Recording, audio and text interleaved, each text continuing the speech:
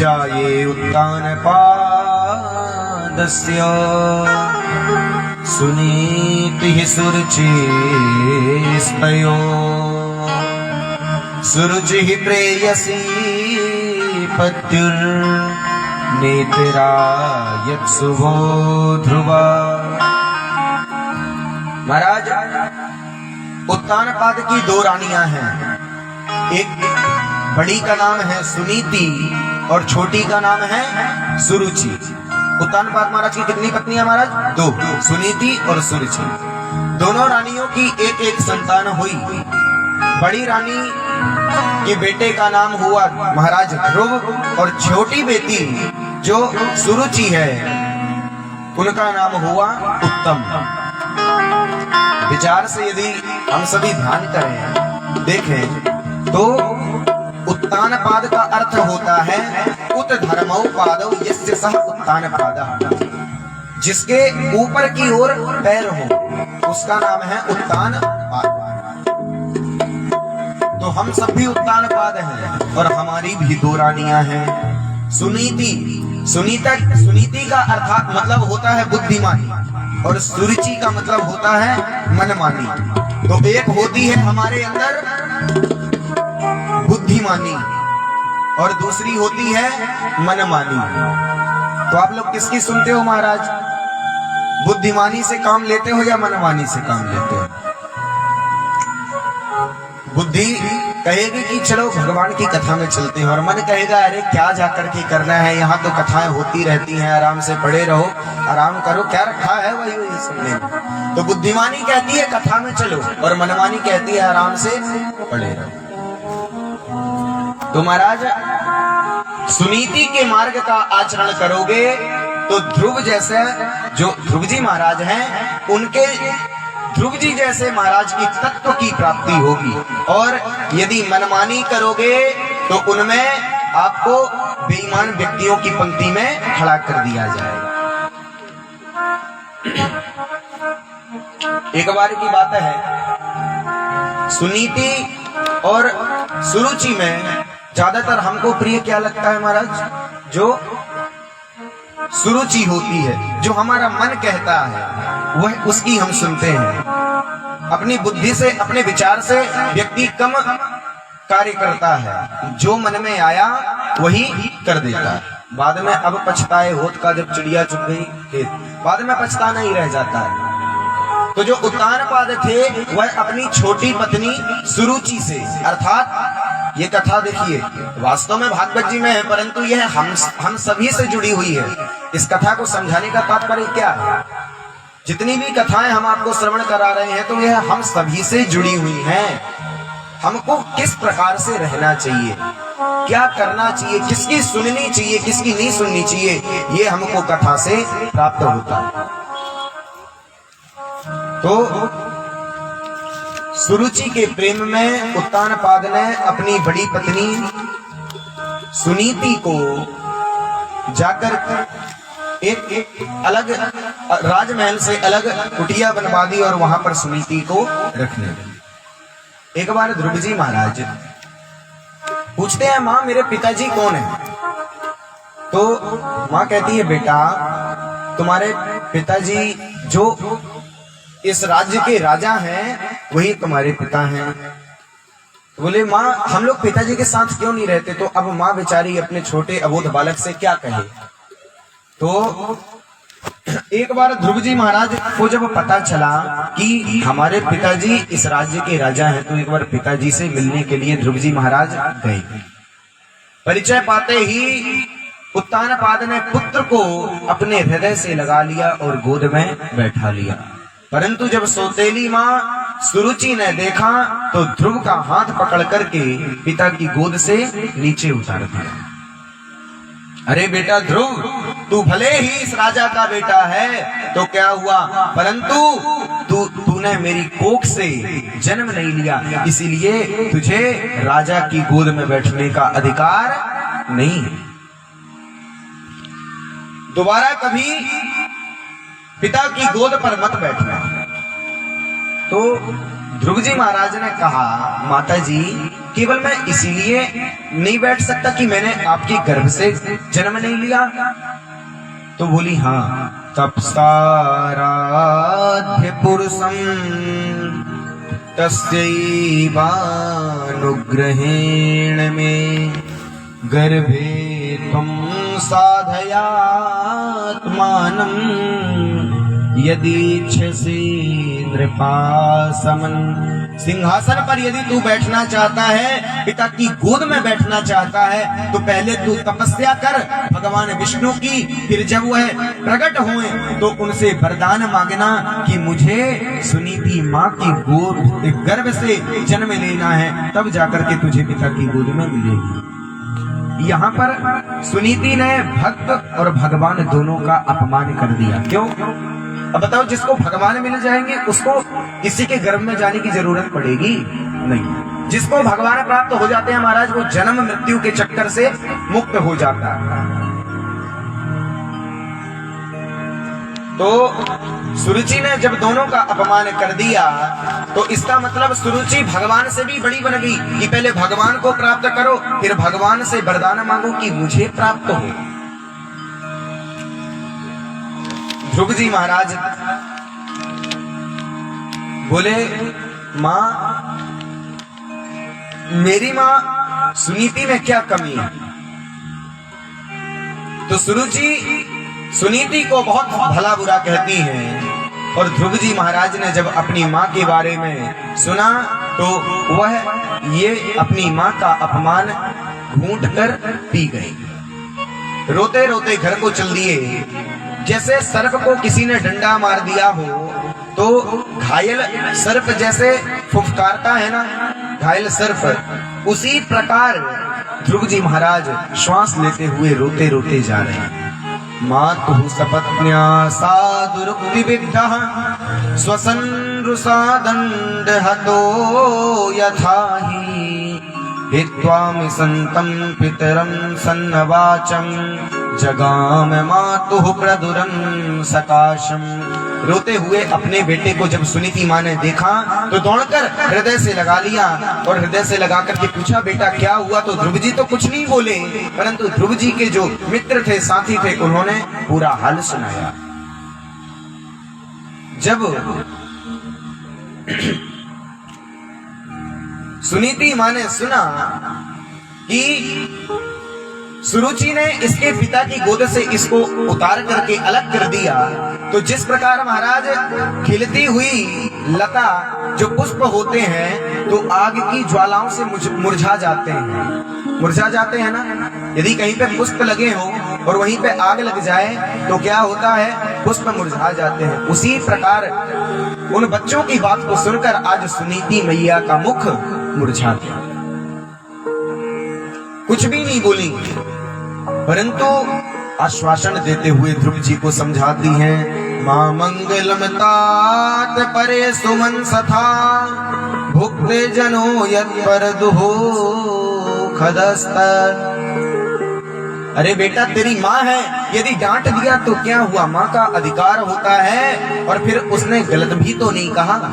ध्रुव जी चौके क्या गलत नहीं कहा? उन्होंने मुझे अभागिन का बेटा कहा है कि तू अभागिन का बेटा है, तुझे मेरी गर्भ से जन्म लेना होगा। जन्म लेने की बात कहते तो चल जाता, माँ मुझे सबसे ज्यादा पीड़ा हो रही है कि उन्होंने आपको अभागिन कहा।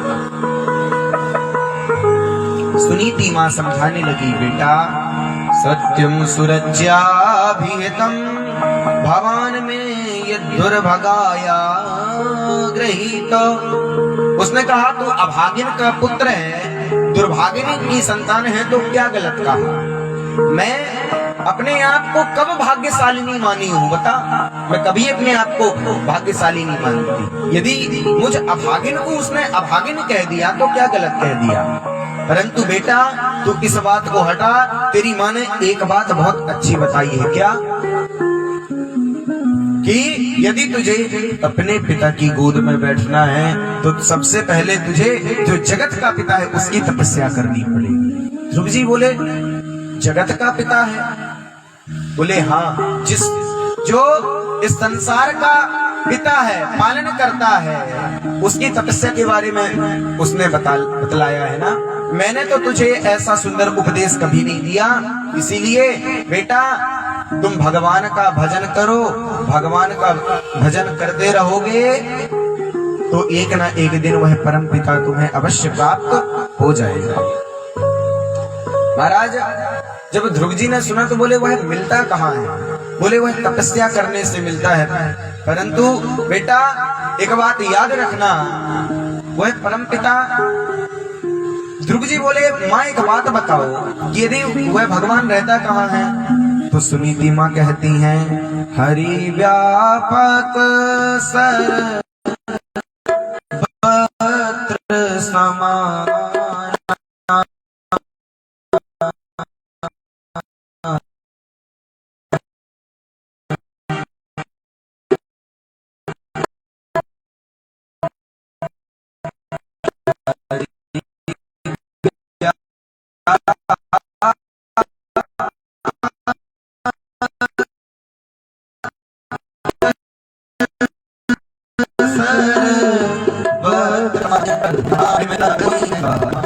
दिखाई क्यों नहीं देता? तब सुनीति माँ समझाती है बेटा हर वस्तु दिखाई नहीं पड़ती, पुष्प के कण कण में सुगंध होती है पर सुगंध दिखाई पड़ती है क्या? नहीं देती। दूध के कण कण में घृत होता है, घी होता है, परंतु घी दिखाई देता है? नहीं देता। घी से एक बात याद आई महाराज, एक राजा के 3 प्रश्न। एक राजा था, वह एक बार एक महात्मा के पास गया। वह राजा जितने भी संत महात्मा मिलते सभी से एक ही प्रश्न करता था, क्या? कि भगवान है या नहीं है, तो रहता कहाँ है, मिलता कैसे है, और मिलता है तो करता क्या है। एक दिन राजा कहीं किसी सभा में जा रहा था तो रास्ते से एक महात्मा जी आ रहे थे। महात्मा जी आते हुए दिखे तो राजा सिंहासन पर बैठे बैठे बोलता है महाराज जी प्रणाम। सिंहासन, राजा ऊंचे पद पर बैठा है, महाराज नीचे चल रहे हैं।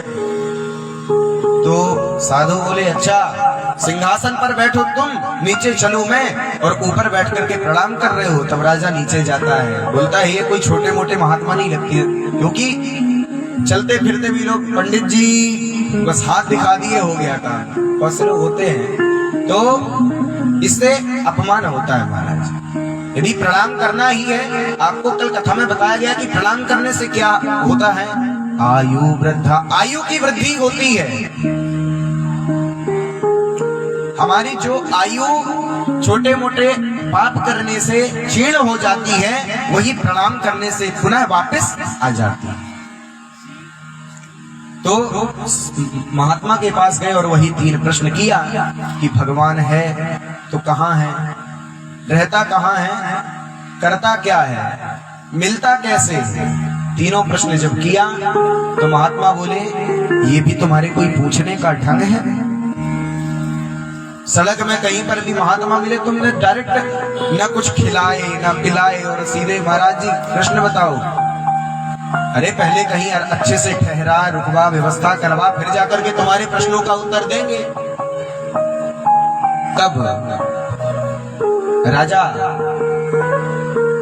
दिव्य महल के पास ही एक बगीचा था, वहीं पर दिव्य कुटी बनी हुई थी, तो उसी कुटिया में साधु जी को ले गया, दिव्य भोजन प्रसाद की व्यवस्था कराई और फिर से वही 3 प्रश्न कर दिया।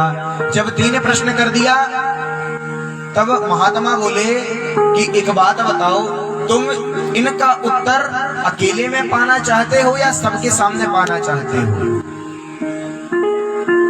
तो राजा बोला सबके सामने यदि आप इनका उत्तर दो तो और अच्छी बात है। तो बोले ठीक है, पहले तुम सभी अपनी जितनी प्रजा है सबको इकट्ठा करो, फिर जाकर के तुम्हें उत्तर मिलेगा। राजा बोला पूरी प्रजा को इकट्ठा करना इतना आसान काम थोड़ी नहीं है। तो 1 महीने का समय दे दिया महात्मा जी ने और राजा से बोले कि 1 महीने तक तुम हमारे खाने पीने का इंतजाम बढ़िया चकाचक करो। तो राजा ने अपने महल से, राजाओं के पास क्या कमी, तो राजा ने बढ़िया वहां पर एक रसोइया रख दिया और दिव्य साधु जी की सेवा करवाने लगा। महाराज अब राजा तो चले गए, और महात्मा जी कुटिया पर रहने लगे। शाम के शाम महात्मा जी ऐसे ही टहलने के लिए, थोड़ा सा घूमने के लिए गांव की ओर जाया करते थे। तो जब भी वह जाते तो खेत में एक किसान काम करता हुआ रोज दिखाई पड़ता। एक दिन उस किसान के पास गए, थोड़ी बहुत वार्तालाप हुई, धीरे धीरे उस किसान से मित्रता हो गई। अब जब जो सभा लगनी थी उसी को केवल 3 दिन बचे, तो 3 दिन पहले महाराज उसी किसान के पास गए, बोले एक काम है, मेरा एक काम करोगे?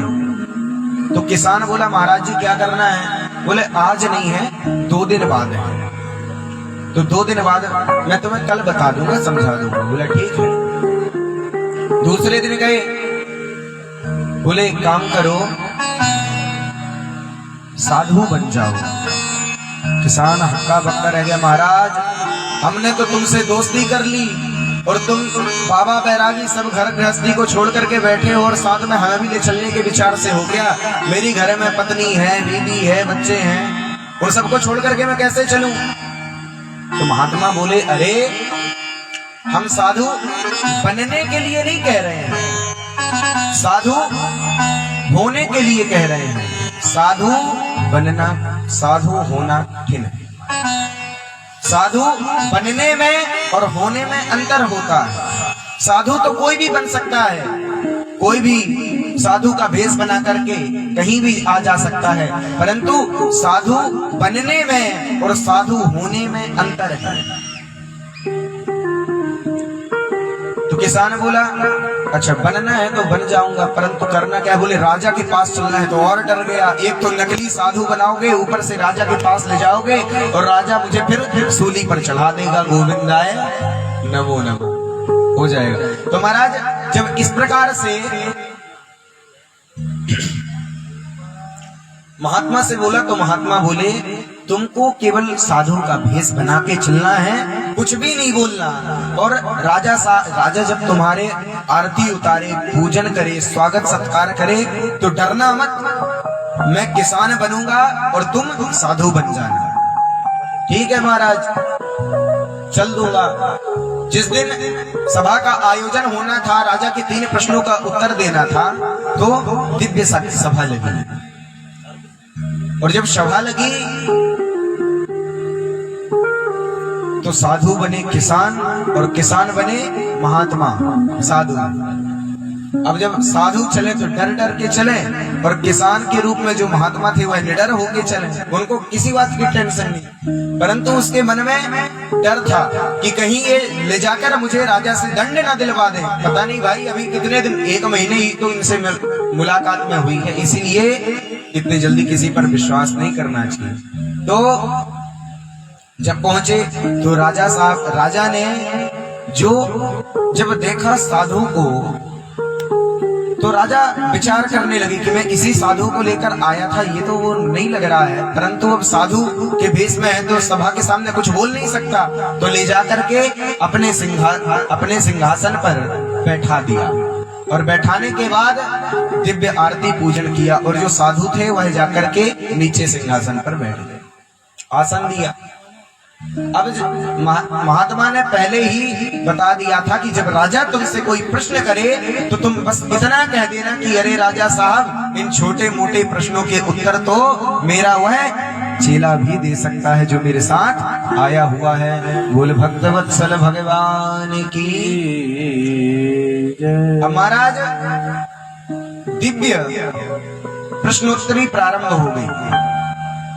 राजा ने प्रश्न किया कि महाराज बताओ भगवान है या नहीं है, तो रहता कहाँ है, और भगवान एक है या अनेक, और रहता है तो करता क्या है? तो महाराज बोले तुम एक साथ इतने सारे प्रश्न पूछोगे, चलो ठीक है, इन प्रश्नों का उत्तर तो मैं तुम्हें दे सकता हूँ राजन, परंतु मेरे साथ जो वो घास छीलने वाला किसान होता है मेरे साथ आया हुआ है, तुम्हारे इन छोटे मोटे प्रश्नों का उत्तर तो वो भी दे सकता है। राजा के होश उड़ गए। 1 महीने तक रह करके तुम्हें बढ़िया भोजन पवाया, सेवा की, और आखिर में आप कह रहे हो कि मेरा उत्तर किसान दे सकता है। अब महाराज जब इस प्रकार की बात कही तो राजा बोला ठीक है, किसान के पास गया, बोला बताओ भाई भगवान एक है या अनेक। किसान के रूप में जो महात्मा बैठे हुए थे उन्होंने कहा कि देखो मैं फ्री में कोई भी बात नहीं बताता, क्या चाहिए कुछ मणियां मंगवाओ जो आपके पास रत्न जड़ित मणियां हो। राजा ने एक थाल में मणियां मंगवाई।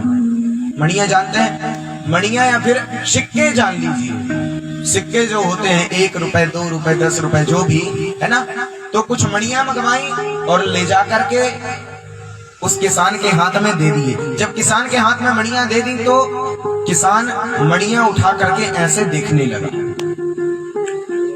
1 मिनट हुआ देख ही रहा है, 2 मिनट हो गए देख रहा है। अब राजा सोच रहे हैं कि ये अब कुछ बोले तो वो काहे को बोले।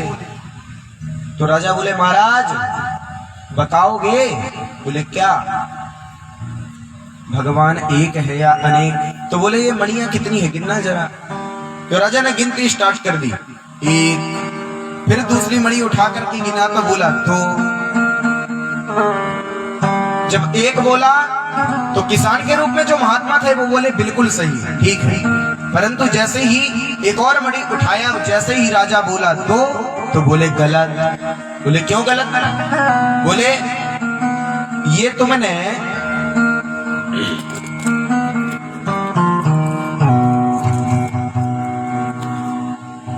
ये कितनी इलायचियां हैं? 5, ठीक है। अब एक मणि को जब किसान उठाया, राजा ने जब कहा कि ये 1 हुई तो किसान के रूप में जो महात्मा थे बोले बिल्कुल ठीक। जब दूसरी उठाए तो बोले गलत। बोले क्यों? क्योंकि बोले आप 1 उठाओ, चाहे दूसरी उठाओ, चाहे तीसरी उठाओ, नाम से तो वह संख्या बढ़ जाएगी परंतु देखने में वह 1 है। वास्तविक तत्व वह 1 ही है। ये जो उंगलियां हैं महाराज 5 उंगलियां, इसको गिनो 1 2 3 4 5। अब चाहे इसको 1 गिन लो चाहे इसको गिन लो, है तो 1 ही परंतु नाम के कारण अलग अलग रूपों में व्याप्त है। इसी प्रकार भगवान है तो 1 ही परंतु अनेक रूपों में अलग अलग नामों से व्याप्त है। तब जाकर के राजा को लगा कि हाँ आज मुझे जाकर के वास्तविक उत्तर मिला है।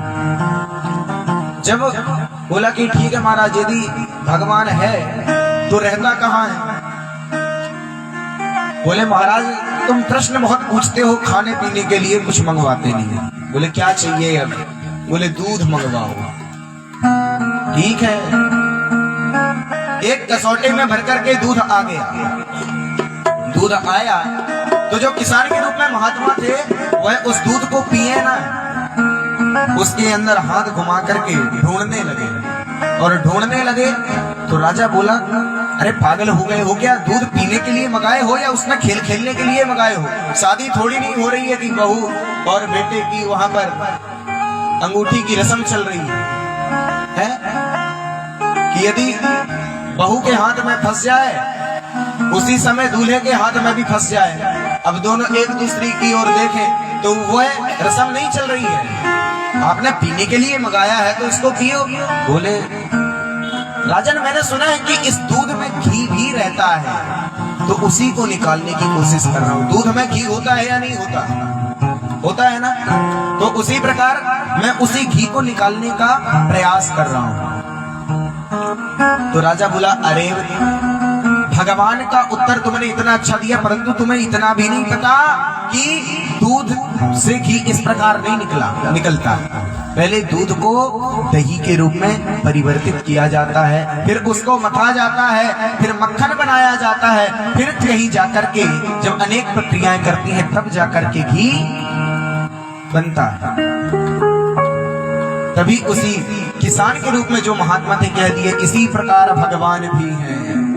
पहले भगवान की कथा को सुना जाता है, फिर मनन किया जाता है और मनन करते करते जब हमारा चित्त उसमें खो जाए तब जाकर के जैसे बहुत प्रयत्न करने के बाद दूध से घी निकलता है तब जाकर के भक्ति मार्ग के द्वारा इसी भक्ति से भगवान प्रकट हो जाते हैं। बोल भक्तवत्सल भगवान की महाराज राजा ने पूछा कि अच्छा ईश्वर है तो करता क्या है।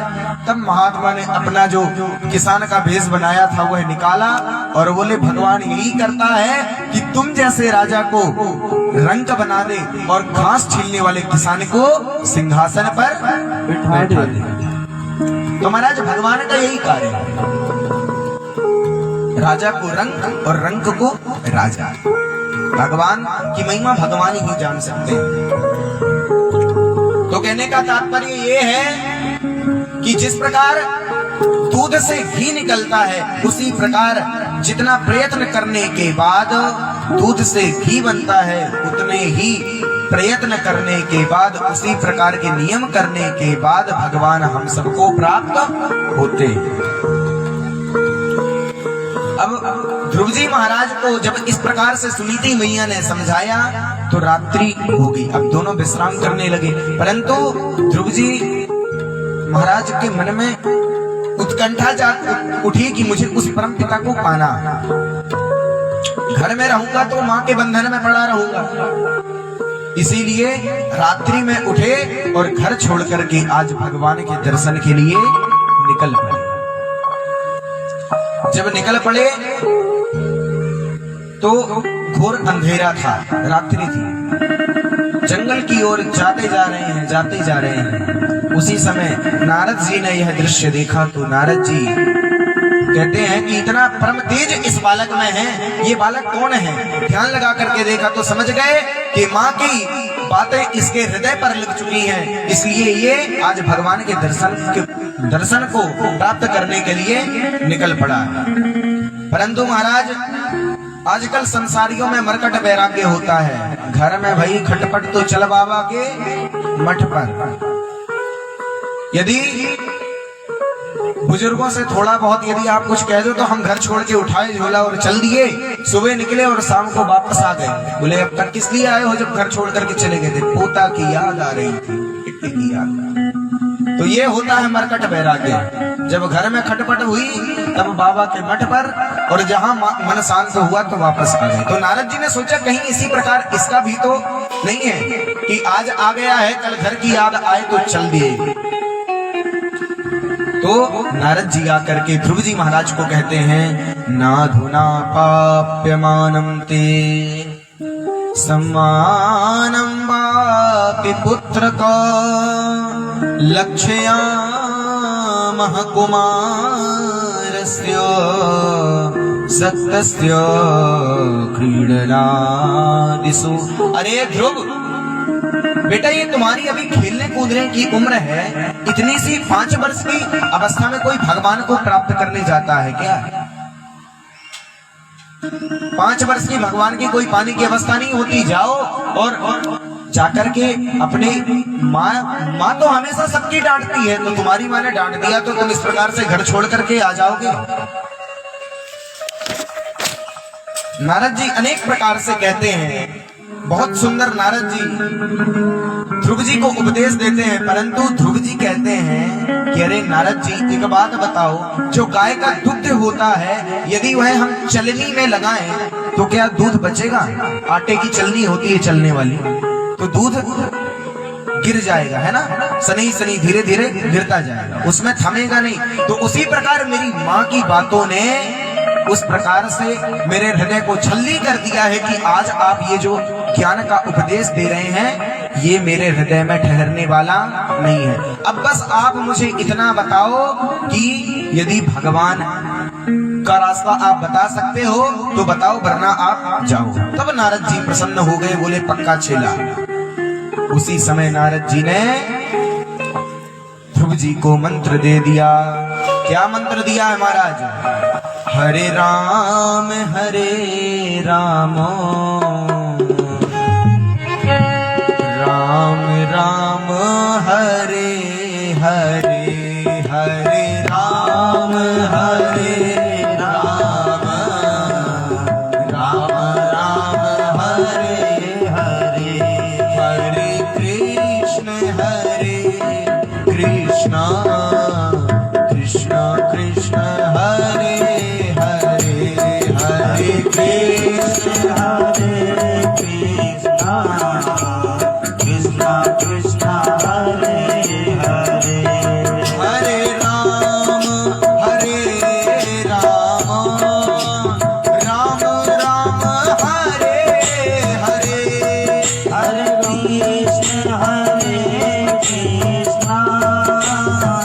कृष्ण कृष्ण हरे हरे हरे राम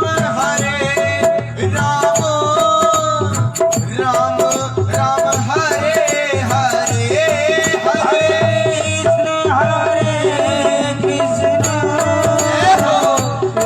कृष्ण हरे हरे कृष्ण कृष्ण हरे हरे हरे राम राम राम हरे हरे हरे कृष्ण कृष्ण कृष्ण हरे हरे कृष्ण कृष्ण हरे हरे कृष्ण कृष्ण हरे हरे बोल सद्गुरुदेव भगवान की। ये जो मंत्र है श्रीमद् भागवत महापुराण में ही इसका वर्णन आया है। ये महामंत्र बतलाया गया है। ये जो मंत्र है ये गुरु मंत्र के रूप में भी दिया जाता है। वही आज नारद जी ने ध्रुव जी महाराज को दिया। इसका कीर्तन भी केवल एकमात्र यही ऐसा मंत्र है जिसका कीर्तन भी होता है और गुरु मंत्र भी दिया जाता है। द्वादशाक्षर मंत्र नारद जी ने ध्रुव जी महाराज को प्रदान किया। ध्यान से पूरी पद्धति विधि बतला दी कि बेटा अब यहाँ से सीधे मथुरा को जाओ और मथुरा जाकर के तत्तात गच्छ भद्रम ते यमुनायास्तटं शुचि पुण्यम मधुबनम यत्र सानिध्यम नित्यदा हरे। परम पावन धाम मोक्षदायिनी मथुरापुरी में जाकर यमुना जी में स्नान करके इसी मंत्र का भजन करो, जाप करो। गुरु की आज्ञा स्वीकार करके ध्रुव जी महाराज चल पड़े और यमुना जी में स्नान करके मधुबन में बैठ गए। मधुबन है ना वृंदावन। तो नियम लिया त्रिरांते त्रिरांते कपित्थ बदराशना। त्रिरांते त्रिरांते कपित्थ बदराशना अर्थात 3 दिन में एक दिन फलाहार करना। सबसे पहला व्रत जब उन्होंने प्रारंभ किया भगवान को पाने का तो 3 दिन में एक बार फलाहार लेते, 3 दिन तक बिल्कुल निराहार रहते और एक दिन में थोड़ा सा कुछ फल पा लेते और फिर हरे कृष्ण कृष्ण कृष्ण हरे हरे हरे राम राम राम हरे हरे मंत्र का लगातार जाप प्रारंभ कर दिया महाराज। तपस्या का दूसरा महीना लगा तो नियम और कठोर कर दिया। द्वितीयं च तथा मासं षष्ठे भगो दिने। दूसरे महीने में जब और नियम कड़ा कर दिया और जब क्या किया दूसरे महीने में 6 दिन में एक बार। पहले तो फल पाते थे लेकिन अब जो वृक्ष होते हैं उनके पत्ते पाने लगे, वृक्षों के पत्ते पा करके रहने लगे। अगले 6 दिन तक कुछ भी नहीं पाते। जब तीसरा महीना लगा तो नियम और कठोर कर दिया। नव में हनी। पहले 6 दिन में पाने लगे फिर 9 दिन में धीरे धीरे पाने लगे। और क्या पाते? केवल यमुना जी का जल थोड़ा सा। घास पत्ते भी छोड़ दिए। 9 दिन में एक बार यमुना जल पीते। चौथा महीना लगा तो नियम और कठोर कर दिया। अब 12 दिन में एक बार केवल वायु का आहार करते हैं।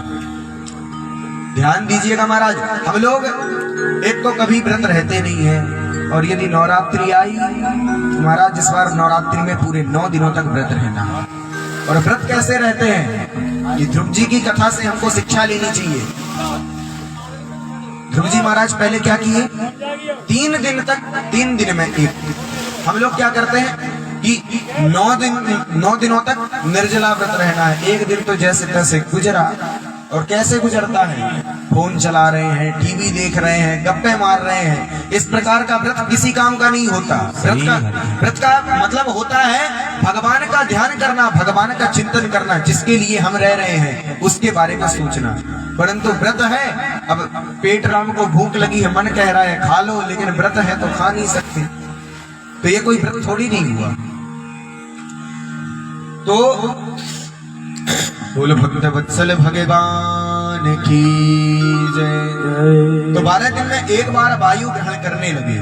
महाराज ध्रुव जी ने अपना जो तप था उसको बढ़ाते बढ़ाते ध्यान भगवतो रूपम नाद्राच किंचितना परम, पैर के एक अंगूठे में खड़े होकर के अपनी श्वास को इस प्रकार से खींचा कि एक बार श्वास भरी और फिर उसके बाद श्वास छोड़े ही नहीं। श्वास लेना ध्रुव जी महाराज ने बंद कर दिया और हरे कृष्ण जाप कर रहे हैं, परंतु श्वास नहीं ले रहे हैं। आप करना अच्छा 2 मिनट के लिए अपनी श्वास रोकना, थोड़ी ही देर में कहोगे महाराज मारने के विचार से आए हो या कथा सुनाने आए हो, ये बता दो। तो ध्रुव जी महाराज सनई धीरे धीरे अपने नियम को बना रहे हैं। इसी प्रकार हम लोग जब व्रत करें ना तो धीरे धीरे, कभी हमको एकादशी रहना चाहिए, कभी प्रदोष का व्रत रहना चाहिए, है ना, कभी पूर्णिमा का व्रत रहना चाहिए, सोमवार का। तो जब धीरे धीरे छोटे छोटे व्रत हम रहेंगे तब जाकर के यदि नवरात्रा में 9 दिन तक निराहार व्रत रहना चाहें तो कर सकते हैं। जैसे ध्रुव जी महाराज ने पहले 3 दिन में किया, फिर 6 दिन में, फिर 9 दिन में, फिर 1 महीने, 3 महीने, 6 महीने, इस प्रकार से छोड़ दिया। जब महाराज श्वास चढ़ाई और जब श्वास छोड़ ही नहीं रहे तो संसार में हाहाकार मचने लग गया। क्या हाहाकार, इंद्र घबरा गया कि ये कौन है जिसके कारण संसार में प्राणियों को श्वास लेने में इतनी संकट आ रहे हैं। हम भी सांस लेने में सही से श्वास नहीं ले पा रहे हैं, हो क्या रहा है। तो सभी देवता भगवान के पास जाते हैं, बोलते हैं भगवान हे नारायण आप ही अब कुछ उपाय करो, वह बालक तपस्या कर रहा है। तो भगवान कहते हैं वह मेरे लिए ही तप कर रहा है। नैवं विदाम भगवन प्राण रोधम चराचरस्याखिल सत्वधामिनः विधेहि तन्नो वज्राद्विमोक्षम् प्राप्ता वयं त्वा शरणं। देवता बोलते हैं हे प्रभु हम आपकी शरण में हैं, रक्षा करो। किससे रक्षा करें? देवगण बोले ये तो नहीं जानते, हम आपको बता नहीं सकते। किसने हमारी ये जो प्राण वायु है जिससे हमारे प्राण बचे हुए हैं ये श्वास को रोक दिया। भगवान ने ध्यान लगाया, उत्तानपादिरमयि संगतात्मा, उत्तानपाद के पुत्र की आत्मा मुझ में इतनी समर्पित हो गई है कि उसकी आत्मा मेरे चरणों में विलीन हो गई है। और यदि भगवान ही श्वास लेने लग जाए तीव्र गति से तो क्या संसार के प्राणियों के लिए कुछ बचेगा? सब कुछ तो भगवान ने दे दिया है भाई। तो भगवान कहते हैं मधोर वनम भृत्य दृक्षया गतः। देवताओं तुम घबराओ मत, यूं कहकर भगवान गरुण जी पर आरूढ़ हुए और आज ध्रुव जी के दर्शन के लिए चल दिए। बताओ क्या लिख रहे हैं व्यास जी महाराज? मधोर वनम भृत्य दृक्षया गतः। भक्त हमेशा भगवान के दर्शन के लिए जाता है, लेकिन आज भगवान स्वयं भक्त के दर्शन के लिए जा रहे हैं। आशीर्वाद देने की बात यहाँ पर नहीं लिखी है, भगवान स्वयं दर्शन के लिए चल दिए। धन्य है ध्रुव जी महाराज। भगवान अपने भक्त ध्रुव का दर्शन करने के लिए जैसे ही मधुबन की ओर दौड़ पड़े, दृष्टम इच्छा रक्षया दया। आज ध्रुव के दर्शन करने की उत्कंठा प्रभु के मन में जागी।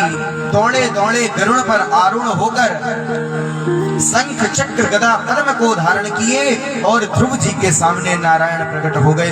बोले नारायण भगवान की जय। अब नारायण तो प्रकट हो गए, परंतु ध्रुव जी लगे हैं हरे राम वो जाप का, वो उस मंत्र का जो नाम संकीर्तन था उसको बंद नहीं कर रहे हैं। अब भगवान बोले बेटा ध्रुव जागो। तो ध्रुव जी के मन में नाम लेते लेते भगवान की छवि बैठ गई थी, इसी चतुर्भुज रूप की। तो भगवान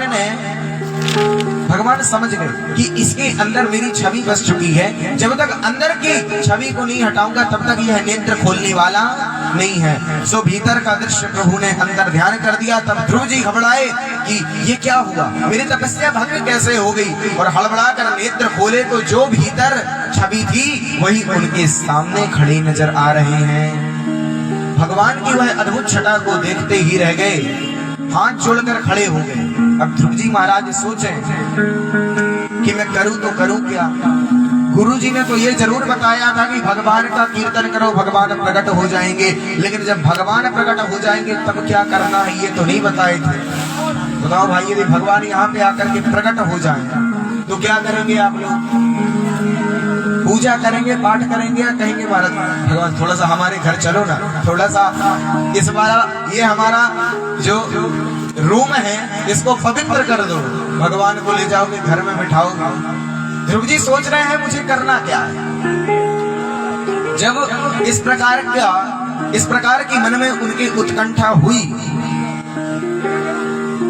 तब भगवान ध्रुव जी के मन की बात को समझ गए, और जब समझ गए तो भगवान ने अपना दिव्य शंख लिया और ध्रुव जी को स्पर्श करा दिया। तो भगवान की कृपा जिस पर हो जाती है तो मूकम करो दिवाचालम पंगुलं दयते गिरिम यत कृपा तमहं वंदे नंद माधवम। अब जैसे ही भगवान की कृपा एक ऐसी होती है कि मूकम करोति वाचलम, गूंगा भी बोलने लगता है, पंगु लंघयते गिरिम, लंगड़ा भी उसके पैर आ जाते हैं और वह दौड़ते हुए भगवान के दर्शन को चलने लगता है। यत कृपा तमहं वंदे, परंतु कब? जब भगवान की कृपा होती है तब। ध्रुव जी महाराज को जैसे ही दिव्य संघ का स्पर्श कराया तो स्पर्श होते ही ध्रुव जी महाराज भगवान की स्तुति करने लगे। योऽन्तः प्रविश्य मम वाचमिमां प्रसूक्तां संजीवयत्यखिल शक्तिधरः सभात्मा। हे प्रभु, आपने ही मेरे अंतःकरण में प्रविष्ट होकर के मेरी सोई हुई वाणी को जगाया है। मुझे बोलने की सामर्थ्यता नहीं थी, परंतु मैं इतना जान चुका हूँ कि मैं जो ये आज बोल पा रहा हूँ ये आपकी ही कृपा है। इस प्रकार जब ध्रुव जी महाराज ने कहा तो भगवान प्रसन्न हो गए, बोले कि बेटा मांगो तुम क्या चाहते हो। ध्रुव जी ने कहा महाराज जिसको आप मिल जाओ फिर उसे कुछ भी नहीं चाहिए। अरे कुछ नहीं बिगड़ेगा तेरा हरि शरण आने के बाद, हर खुशी मिल जाए तुझको, हर खुशी मिल जाए तुझको, चरणों में झुक जाने के बाद, कुछ नहीं बिगड़ेगा तेरा हरि शरण आने के बाद। जय हो। कुछ नहीं बिगड़ेगा तेरा हरि शरण आने के बाद। ध्रुव जी से शिक्षा लीजिए, क्या कह रहे हैं? कुछ नहीं बिगड़ेगा तेरा हरि शरण आने के बाद, कुछ नहीं बिगड़ेगा तेरा हरि शरण आने के बाद। ओ हर खुशी मिल जाए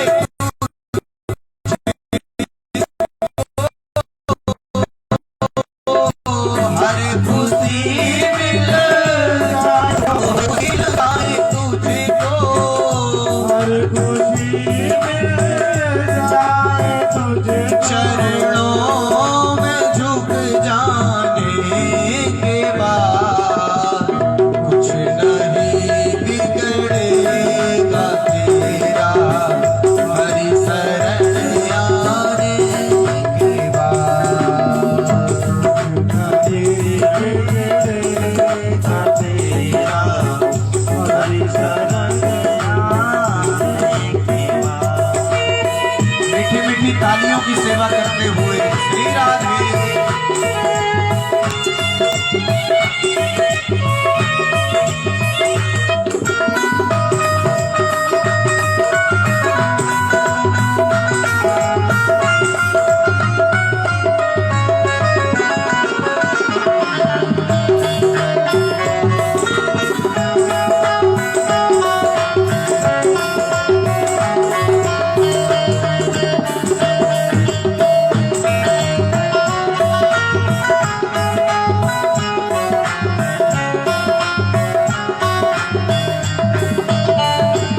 और प्रेम के मंजिल के राही कष्ट पाते हैं मगर, प्रेम के मंजिल के राही कष्ट पाते हैं मगर, प्रेम के मंजिल के राही कष्ट पाते हैं मगर, प्रेम के मंजिल के राही कष्ट पाते हैं मगर। तो प्रेम कौन है? परमात्मा। और कष्ट किसको हुआ? ध्रुव जी को। तो प्रेम के मंजिल के राही कष्ट पाते हैं मगर, बीज खिलता है सदा, बीज खिलता है सदा। जो बीज होता है महाराज, बीज कब खिलता है जानते हैं? मिट्टी में मिल जाने के बाद बीज खिलता है सदा, मिट्टी में मिल जाने के बाद।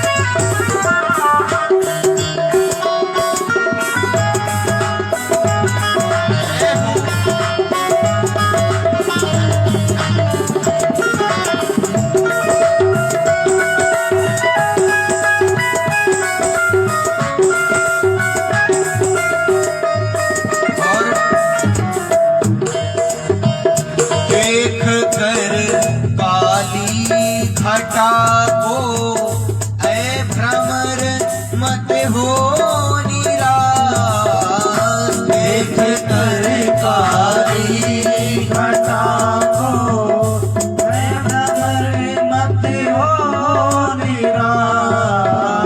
क्या कह रहे हैं? जो भौरा होता है तो रात्रि में जब उसको पुष्प नहीं दिखते, उसकी सुगंध नहीं आती, कमल होता है ना, तो रात्रि में बंद हो जाता है, परंतु जब सूर्य उदय होता है तो खिल जाता है। तो हो देख कर काली घटा को ऐ भ्रमर मत हो निराश, देख कर काली घटा को ऐ भ्रमर मत हो निराश। और बंद कलियां भी खिलेगी, बंद कलियां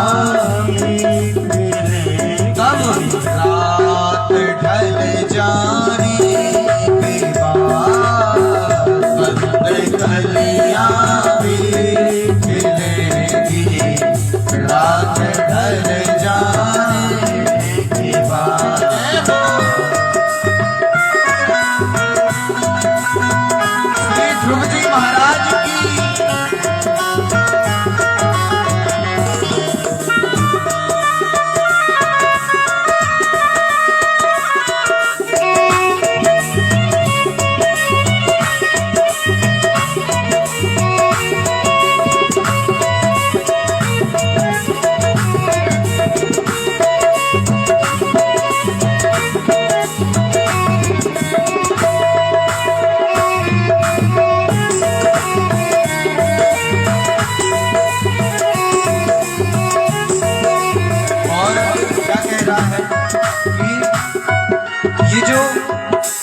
कष्ट होता है इस संसार में, तो यदि तुम्हें कष्ट ही होता है तो जाकर के इन पुष्पों से पूछो, जो फूल हैं पुष्प पेड़ में लगे होते हैं, पूछो इन फूलों से जाकर छाई है कैसी बहार, पूछो इन फूलों से जाकर छाई है कैसी बहार। पुष्प तो होता है महाराज, ये पुष्प तो है, कितना सुंदर लग रहा है ना देखने में, लेकिन पूछो इन फूलों से जाकर छाई है कैसी बहार, किंतु कब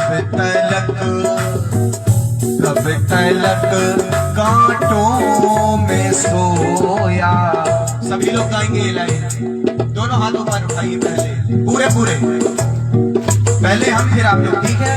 ओ कब तलक कांटों में सोया, कब तलक कांटों में सोया, डाल पर आने के बाद नहीं बिगड़ेगा तेरा, हरि शरण आने के बाद नहीं बिगड़ेगा तेरा, हरि शरण आने के बाद कुछ नहीं बिगड़ेगा तेरा, हरि शरण आने के बाद हो हर खुशी मिल जाएगी तुझे, हर खुशी मिल जाएगी तुझे, चरणों में झुक जाने से बाद कुछ नहीं बिगड़ेगा तेरा, हरि शरण आने के बाद होश नहीं बिगड़ेगा तेरा, हरि शरण आने के बाद। जय राधा रमण जय राधा रमण, जय राधा रमण जय राधा रमण, जय जय राधा रमण, जय राधा रमण, जय राधा रमण, जय राधा रमण, जय राधा रमण जय श्री राधे, जय राधा रमण जय राधा रमण, जय राधा रमण, जय राधा रमण, जय राधा रमण, जय राधा रमण। कुछ नहीं बिगड़ेगा तेरा, हरि शरण आने के बाद कुछ नहीं बिगड़ेगा तेरा, हरि शरण आने के बाद हो हरि शरण आने के बाद, हो हरि शरण आने के बाद।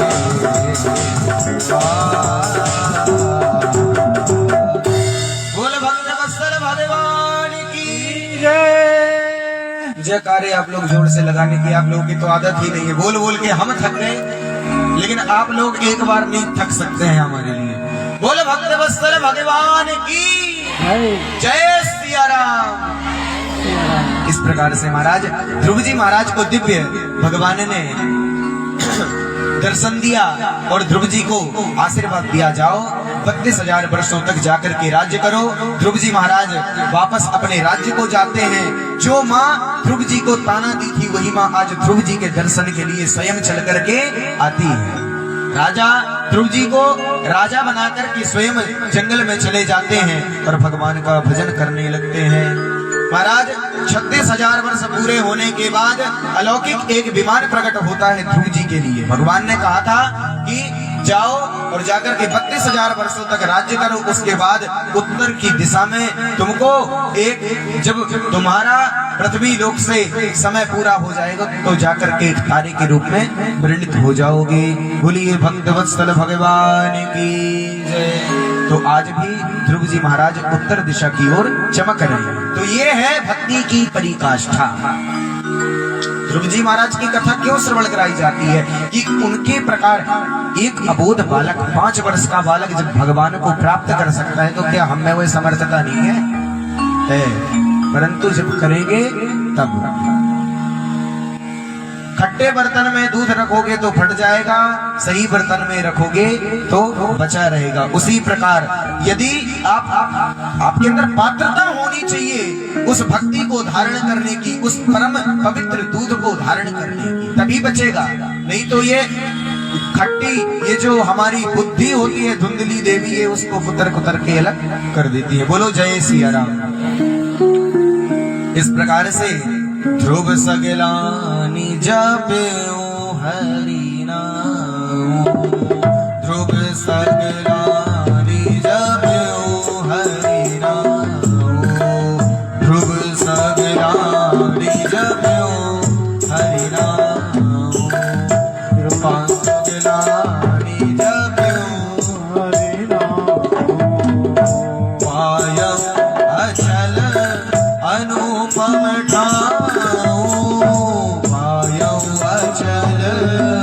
अनुपम ठाओ, ध्रुव सगलानि जप्यो हरि नाम, ध्रुव सगलानि जप्यो हरि नाम, ध्रुव सगलानि जप्यो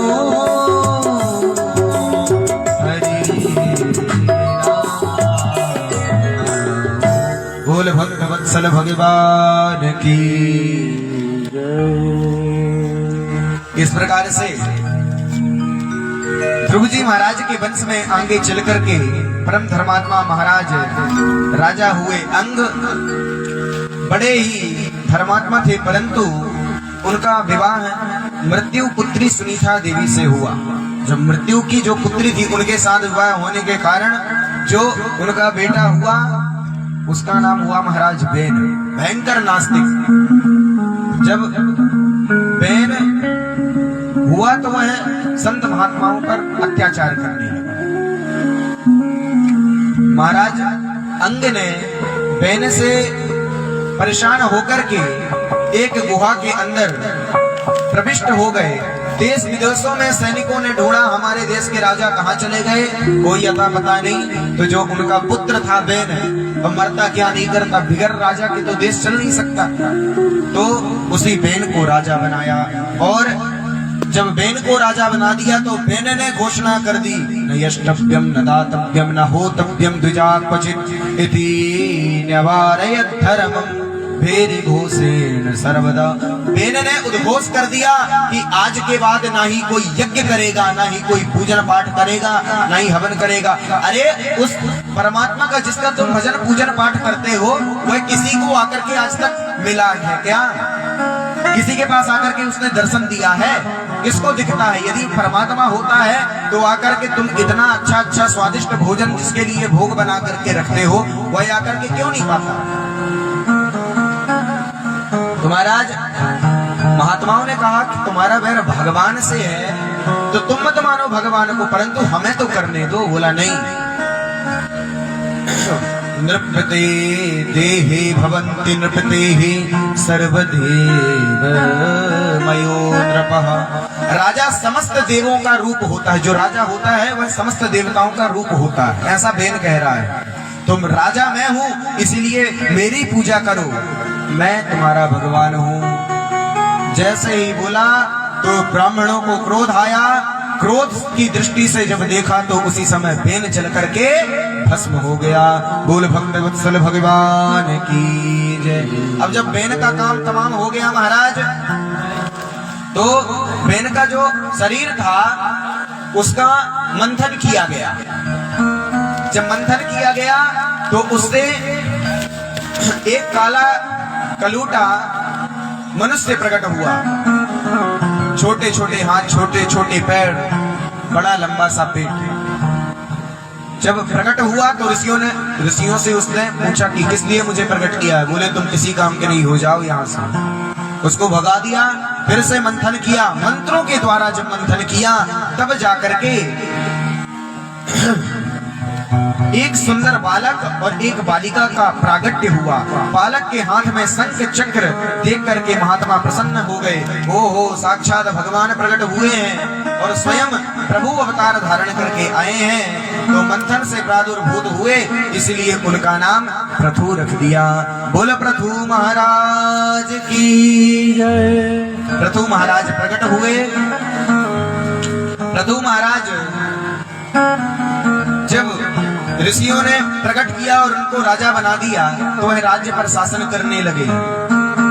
पृथु महाराज के पास एक दिन उनकी प्रजा आती है, बोलती है महाराज कि ये जो पृथ्वी है, इस पृथ्वी पर अन्न नहीं उपज रहे। क्यों? क्योंकि जो महानास्तिक हुआ बैन, उसने इतना अत्याचार कर दिया, इतना पापाचार कर दिया कि पृथ्वी माता भी उससे प्रताड़ित हो चुकी है। जब पृथ्वी को कष्ट होने लगता है महाराज, तो फिर जो ये धरती है वो पूरी बंजर बन जाती है, ना अन्न देती है ना ही कुछ देती। तो पृथु जी महाराज ने वसुधा को कहा कि वसुधा तुम अन्न क्यों नहीं उपजती हो? तो पृथ्वी माता ने जब कुछ भी नहीं कहा, तो पृथु जी महाराज को क्रोध आया। जैसे ही उन्होंने हल मारना चाहा, उसी समय पृथ्वी गाय का रूप धारण करके प्रकट हो जाती है। एक बात ध्यान दीजिएगा, जब कलयुग का समय आया था तब पृथ्वी ने अवतार लिया था। किसका? गाय का। राजा परीक्षित के पास कौन कौन आया था? एक बछड़ा और एक गाय आई थी ना, कथा में आप लोगों को बताया गया है। तो गाय कौन थी? साक्षात पृथ्वी। और बछड़ा कौन था? साक्षात